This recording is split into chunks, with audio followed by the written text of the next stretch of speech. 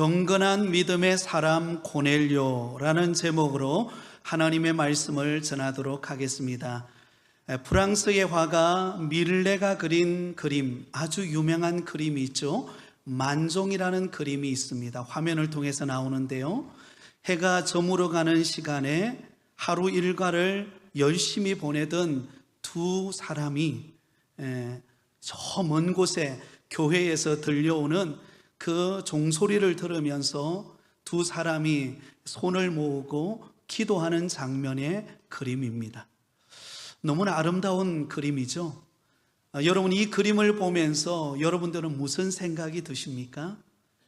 저는 이 그림을 보면서 바로 한 단어가 떠올랐는데요, 그것이 바로 경건이라는 단어입니다. 하루 일과 땀 흘리고 수고하며 일터에서 열심히 일하다가 교회당에서 들려오는 그 종소리를 듣고 두 손을 모아서 하루 일과를 보내게 하신 하나님께 감사하며 드리는 그 기도의 모습을 보면서 경건한 모습을 느낄 수가 있습니다. 성경은 경건에 관하여 이렇게 말씀합니다. 디모데전서 4장 8절입니다. 육체의 연단은 약간의 유익이 있으나 경건은 범사에 유익하니 금생과 내생에 약속이 있느니라. 여러분, 경건은 범사에 유익한 줄 믿습니다. 금생과 내생에 약속이 있는 것이기 때문에 여러분, 경건은 우리 모두에게 유익합니다. 그러므로 우리는 무엇보다도 경건한 삶을 사모해야 합니다. 오늘 우리가 읽은 본문의 말씀을 보면 경건의 삶을 살아감으로 하나님께 기억하신 바 되었던 인물이 등장합니다. 그가 누구이죠? 바로 백부장 고넬료입니다. 1절을 보시면 그에 관하여 이렇게 소개하고 있습니다. 가이사라에 고넬료라는 사람이 있으니 이달리아 부대라 하는 군대의 백부장이라. 여러분, 고넬료라고 하는 사람은 어떤 사람이었을까요? 그는 가이사라에 주둔하고 있는 로마 군대의 백부장이었습니다. 그 당시 로마를 지배하던 유대인들을 지배하던 로마 제국은 각 지방의 대도시에 총독부를 세워놓고 식민 통치를 하고 있었습니다. 그 중에 한 곳이 바로 가이사라라고 하는 곳이었습니다. 그리고 그곳에 총독부에는 로마 정부에서 직접 파견한 황제의 직할 부대가 주둔을 했었는데요, 이 고넬료는 바로 그 부대의 백부장이었습니다. 식민지 주둔군이라고 하는 특수성을 감안해 볼 때에 이 고넬료는 막강한 힘을 가지고 있는 대단한 위치의 인물이었다는 것을 알 수가 있습니다. 하지만 유대인들의 관점에서 볼 때는 이 백부장 고넬료에는 큰 약점이 하나 있었습니다. 그것은 그는 유대인이 아니라 이방인이었다라는 것이죠. 유대인들은 선민의식을 가지고 있습니다. 민족 우월의식을 가지고 있기 때문에 이방인들을 그렇게 곱게 대하지를 않았습니다. 물론 이것은 하나님의 관점이 아니라 유대인들의 관점이었습니다. 그럼에도 불구하고 놀라운 사실은 이방인이었던 그 고넬료가 경건한 삶을 통해 하나님께 인정받는 믿음의 사람이 되었다는 것입니다. 4절 하반절에 보면 이렇게 기록되어 있습니다. 내 기도와 구제가 하나님 앞에 상달되어 기억하신 바가 되었으니. 여러분, 이 고넬료의 경건의 삶의 모습이 하나님 앞에 상달되어 기억하신 바 되었던 믿음의 사람이었습니다. 오늘 이 시간 예배드리는 사랑하는 우리 모든 성도님들 한 분 한 분이 우리 하나님 앞에 기억하신 바 되어지고 상달되어지는 믿음의 삶의 모습이 이루어지기를 예수님의 이름으로 축복합니다. 이 사실을 통해서 우리가 발견할 수 있는 한 가지 교훈은 무엇인가 하면, 우리에게 주어지는 삶의 시간을 우리는 살아갈 때 하나님은 다 보고 계신다라는 것입니다. 한번 따라해 볼까요? 하나님은 다 보고 계십니다. 여러분, 이 고넬료가 비록 이방인이었지만 로마에서 파견되어진 부대의 백부장의 사람이었지만, 그러나 하나님이 보실 때에 그의 모습은 경건한 삶의 모습이었고, 하나님 앞에 상달되어지고 기억하신 바 되었던 그런 믿음의 사람이었다라는 것입니다. 하나님은 그를 보고 계셨어요.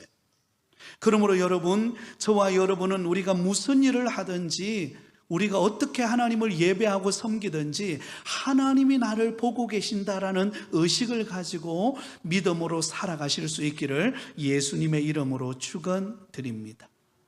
하나님 앞에 경건의 삶을 살았던 이 고넬료가 어떤 인물이 됩니까? 결국은 고넬료가 환상 중에 주님이 보여주신 그 환상을 통하여서 여러분 시몬 베드로를 만나게 되고, 그 베드로를 통하여 그의 온 가족이 다 믿음의 구원의 은혜를 입는, 그래서 이방인의 선교의 문을 여는 축복의 통로의 사람으로 하나님 앞에 쓰임받게 됩니다. 자, 그렇다면 오늘 이 시간 저와 여러분이 함께 은혜를 나누고 우리 마음에 새기고자 하는 말씀은, 하나님께 쓰임받은 이 고넬료가 지닌 경건의 모습은 어떠한 모습이었을까? 우리는 어떻게 이 고넬료와 같은 경건의 모습을 가져야 할 것인가를 통해 은혜를 나누고자 합니다. 오늘 핵심 구절은 2절입니다. 우리 2절 말씀을 같이 읽겠습니다. 시작. 그가 경건하여 온 집안과 더불어 하나님을 경외하며 백성을 많이 구제하고 하나님께 항상 기도하더니. 여러분, 이 고넬료는 하나님 앞에 경건의 삶을 살았고, 그 경건의 삶을 산 것을 하나님은 기억하시고 그 경건의 삶을 받으셨습니다. 자, 그렇다면 이 고넬료가 가졌던 경건의 삶의 모습은 어떤 모습들이었을까요? 그 첫 번째는, 이 고넬료의 경건은 하나님을 경외하는 생활이었습니다. 한번 따라해 볼까요? 하나님을 경외하는 생활. 오늘 본문 2절 상반절에 보면 이렇게 말씀합니다. 그가 경건하여 온 집안과 더불어 하나님을 경외하며. 고넬료는 그가 이방인이었음에도 불구하고 로마에서 파견되어진 그러한 군대의 백부장이었음에도 불구하고 그와 그의 가족은 언제나 하나님을 경외하는 믿음의 삶의 모습으로 살았다는 것입니다. 여러분, 여기 경외한다라는 이 말은 하나님을 두려워하고 공경한다라는 뜻을 담고 있습니다. 고넬료는 사람을 두려워하지 않았어요. 사람을 의식하지 않았습니다. 하나님을 두려워하고 하나님을 의식하는 믿음의 삶을 살았습니다. 여러분, 이것은 고넬료 입장에서 볼 때 사실은 대단한 사건이 아닐 수 없습니다. 왜냐하면 그가 어떤 사람이었습니까? 그는 당시 유대인을 점령한 로마의 군인이었습니다. 여러분, 그 당시 세상은 로마의 권력이 지배하던 시대였습니다. 그는 하인을 많이 거느리고 있는, 경제적 능력도 대단한 사람이었습니다. 권력도 있었죠. 돈도 있었죠. 사회적 지위도 높았죠. 그가 자라난 곳은 바로 로마입니다. 이 로마는 여러분 다신국가입니다. 유대인들은 하나님 한 분만 섬기지만 이 로마는 다신국가입니다. 그래서 우리가 그리스 신화를 보아도 알듯이 수많은 신들이 존재합니다. 절대적인 신이 없습니다. 그런 로마 사람인 이 고넬료가 절대의 신인 하나님을 섬기고 하나님을 두려워하고 하나님을 경외하는 삶을 살았다. 여러분, 얼마나 놀라운 사건입니까? 그런 그가, 우리가 읽지는 않았지만 25절 말씀에 보면 그가 시몬 베드로를 만났을 때 그가 이렇게 행동합니다. 25절입니다. 마침 베드로가 들어올 때에 고넬료가 맞아 발 앞에 엎드려 절하니. 여러분, 놀랍지 않아요? 지금 로마 정권이 이스라엘 유대인들을 정복하고 있는, 점령하고 있는 상황입니다. 그러면 누가 무릎을 꿇어야 합니까? 고넬료가 아니라 시몬 베드로입니다. 시몬 베드로는 유대인이고 고넬료는 그 유대인을 점령하고 있는 로마 사람입니다. 그런데 놀랍게도 베드로를 딱 만나는 순간 고넬료가 그를 맞이하면서 그의 앞에 엎드려서 절을 합니다. 여러분, 이것은 고넬료가 하나님을 두려워하고 하나님을 경외하는 삶의 모습이 바로 시몬 베드로에게 나타나고 있는 장면인 것입니다. 사랑하는 성도 여러분, 하나님을 두려워하고 하나님을 경외하는 성도들이 되실 수 있기를 바랍니다. 네, 하나님을 경외하는 것은 우리에게 있어서 가장 중요합니다. 우리가 이 땅을 살아가면서 우리가 눈앞에 보이는 현실은 우리 가까이에 사람들이 있고, 또 우리의 주어진 일터와 우리의 삶의 현장에서 우리가 살아가다 보면은요, 눈에 보이지 않는 하나님이 보이지 않고 우리 눈에 보이는 사람과 환경과 또 여러 가지 여건들이 우리 앞에 놓여 있습니다. 그러다 보면 우리가 하나님을 두려워하고 경외하기보다 사람을 의식하고 또한 환경에 우리 마음이 짓눌리고 걱정과 근심에 사로잡힐 때가 많습니다. 그러나 우리 믿는 성도들은 고넬료와 같이 하나님을 두려워하고 하나님을 경외하는 믿음의 성도가 되실 수 있기를 바랍니다. 자, 그렇다면 하나님을 경외한다는 것이 어떻게 나타납니까? 바로 예배를 통하여 나타납니다. 하나님을 경외한다는 것을 우리가 무엇으로 보여줄 수 있습니까? 하나님을 예배하는 것을 통하여 보여줄 수 있습니다. 오늘 이렇게 거룩한 주일, 우리가 한 주간 세상에 살다가 거룩한 주일을 맞이해서 주예전에 나와서 우리가 함께 예배 드리는 이 주일 예배, 이 예배는 우리가 하나님을 경외하는 삶의 모습 속에서 나타나는 우리의 삶의 열매인 줄 믿습니다. 자, 그런데 또 하나가 있어요. 우리의 삶의 예배가 있습니다. 삶의 예배. 어떤 면에 보면 우리는 주일날 교회당에 나와서 하나님 앞에 예배하는 주일 예배는 익숙할 수 있습니다. 그러나 우리에게는 또 하나의 예배가 있어요. 그것은 바로 삶의 예배, 우리 한 주간의 삶의 예배입니다. 여러분, 고넬료는 하나님 앞에 예배하되 하나님을 경외하되 그에게 주어진 삶을 통하여 그의 가족과 함께 하나님을 예배하는 삶의 모습으로 살았다라는 것입니다. 하나님을 의식하고 하나님 앞에 정직하고 하나님 앞에 거룩하고 하나님 앞에 진실된 믿음의 모습을 통하여서 하나님을 경외하는 삶의 모습을 보여주었다라는 것입니다. 그러므로 오늘 이 예배드리는 우리 모든 성도들은 하나님 앞에 주일날 주 앞에 나와서 전심으로 하나님을 예배하는 것을 통하여 하나님을 경외하는 것도 있지만 우리의 주중에 살아가는 우리의 삶의 모습을 통하여 하나님 앞에 우리의 삶을 드려 예배하는 믿음의 성도들이 다 되시기를 예수님의 이름으로 축원드립니다. 자, 두 번째로 고넬료의 경건은 이웃을 사랑으로 돌보는 생활이었습니다. 한번 따라하겠습니다. 이웃을 사랑으로 돌보는 생활. 자, 오늘 본문 2절은 이렇게 말씀합니다. 그가 경건하여 온 지방과 더불어 하나님을 경외하며 백성을 많이 구제하고. 여러분, 이 고넬료는 하나님을 경외하고 하나님 앞에 진실된 삶만 산 것이 아니라 그는 여러분 유대인들의 그 고통당하고 그 가난하고 궁핍한 그들을 돕고 구제하고 섬기는 일에 앞장섰다라는 것을 볼 수가 있습니다.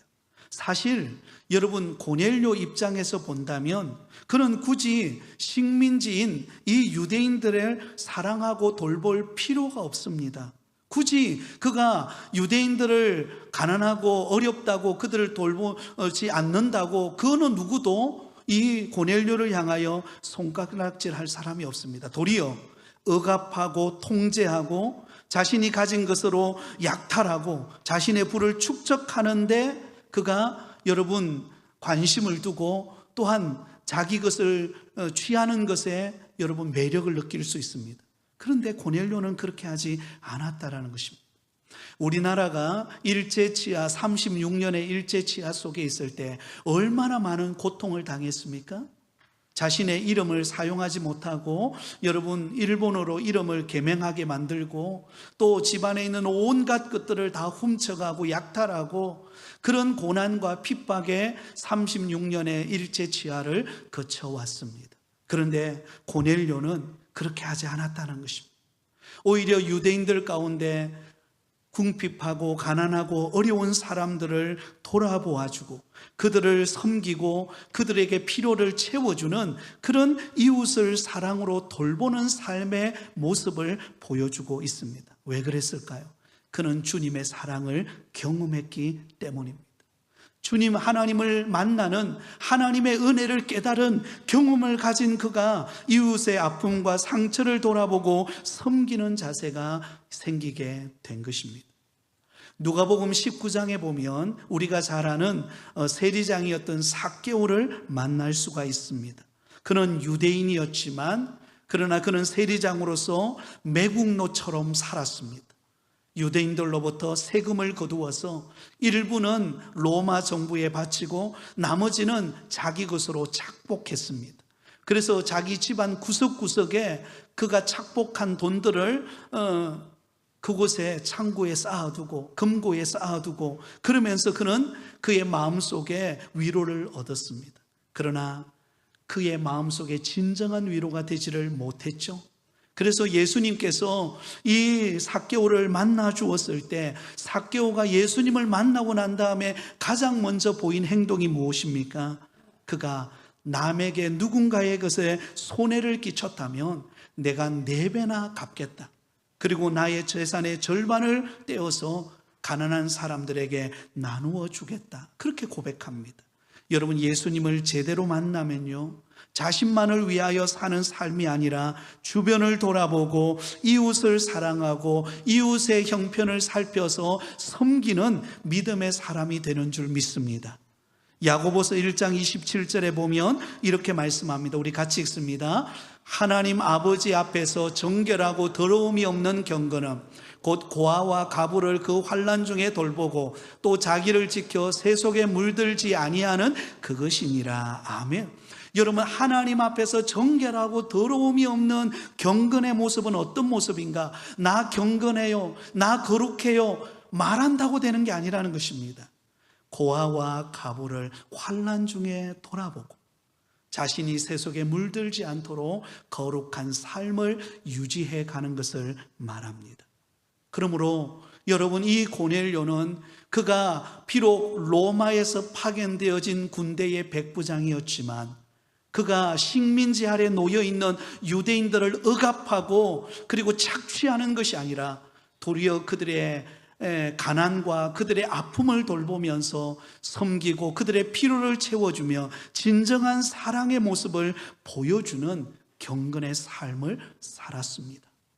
우리 부곡교에 속한 우리 모든 성도들은 우리 주변에 있는 아픔과 가난과 고통을 겪는 이웃을 돌아볼 수 있는 믿음의 경건의 삶이 되실 수 있기를 바랍니다. 사도 바울은 디모데에게 이렇게 권면합니다. 디모데전서 6장 18절 19절에 우리 같이 읽습니다.